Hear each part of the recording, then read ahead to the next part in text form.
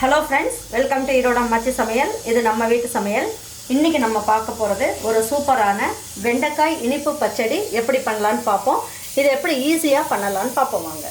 நம்மளோட சேனலை சப்ஸ்கிரைப் பண்ணாதவங்க சப்ஸ்கிரைப் பண்ணிக்கங்க. சமையல் குறிப்புகள்லாம் உடனே உங்களுக்கு வேணும்னு நினைச்சீங்கன்னா பக்கத்துல இருக்க பெல் பட்டனை அழுத்தி வச்சுக்கோங்க. அப்படியே Facebook, Instagram, ஷேர் சாட்டை ஃபாலோ பண்ண மறந்துடாதீங்க. ஒரு 2 ஸ்பூன் அளவுக்கு கடலை எண்ணெய் ஊத்திக்கலாம். இந்த இனிப்பு பச்சடி அப்படிங்கிறதுனால 1 ஸ்பூன் அளவுக்கு நெய் போட்டுக்கலாம். ஒரு 1/4 ஸ்பூன் அளவுக்கு கடுகு, ஒரு பிஞ்ச் அளவுக்கு ஜீரகம், ஒரு 1/2 ஸ்பூன் அளவுக்கு உளுந்தம்பருப்பு. இப்போ உளுந்தம்பருப்பு எல்லாமே நல்லா பொரிஞ்சிருச்சு. இதில் 2 இனுக்கு கருவேப்பிலை எடுத்து வச்சுருக்கேன். இதை போட்டு ஒரு சின்ன பீஸ் அளவுக்கு இஞ்சியை இந்த அளவுக்கு பொடியாக நறுக்கியிருக்கேன். இதையும் போட்டுக்கலாம். இதுலேயே என்ன பண்ணலாம், ஒரு 4 பூண்டையும் இந்த மாதிரி கட் பண்ணி போட்டுக்கலாம். அப்புறம் இதில் ஒரு 3 பச்சை மிளகாயை இந்த மாதிரி கட் பண்ணி எடுத்து வச்சுருக்கேன். இதையும் போட்டுக்கலாம். இதில் ஒரு பெரிய வெங்காயத்தை நீல வாக்கில் கட் பண்ணியிருக்கேன். அதையும் போட்டுக்கலாம்.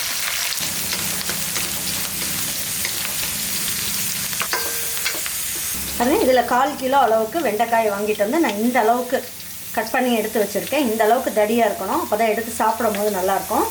இதெல்லாம் கழுவிட்டு துணியை வச்சு தொடச்சிட்டு இந்த மாதிரி கட் பண்ணி வச்சுக்கணும். அப்போ வெண்டைக்காய் சாப்பிட்றதுக்கு நல்லாயிருக்கும்.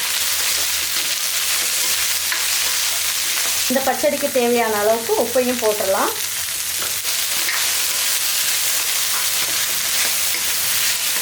இதில் ஒரு 1/4 ஸ்பூன் அளவுக்கு ரெட் சில்லி பவுடரும், ஒரு 1/4 ஸ்பூன் அளவுக்கு மஞ்சள் தூளும் போட்டிருக்கேன். இதையும் போட்டுக்கலாம். ஒரு சின்ன நெல்லிக்காய் அளவுக்கு புளியை நம்ம நல்லா கரைச்சி வடிகட்டி எடுத்து வச்சுருக்கேன். இந்த அளவுக்கு தண்ணி ஊற்றி நல்லா கரைச்சி வடிகட்டிக்கலாம்.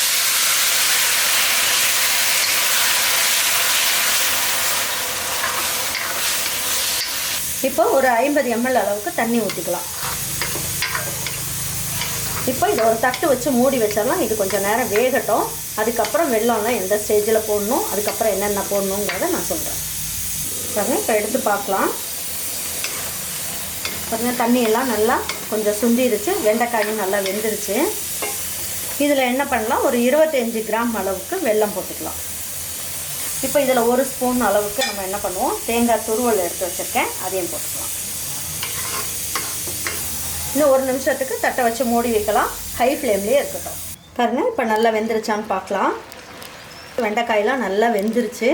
இந்த அளவுக்கு இருந்ததுனா தான் நல்லா இறக்கி வச்சதுக்கப்புறம் இன்னும் கொஞ்சம் திக்காகும். உங்களுக்கு நல்லாயிருக்கும், சாப்பிட்றதுக்கும் நல்லாயிருக்கும். கொஞ்சம் தண்ணியாக இந்த மாதிரி இருக்கணும். இப்போ இதை எடுத்து வச்சு பரிமாறிக்கலாம் வாங்க.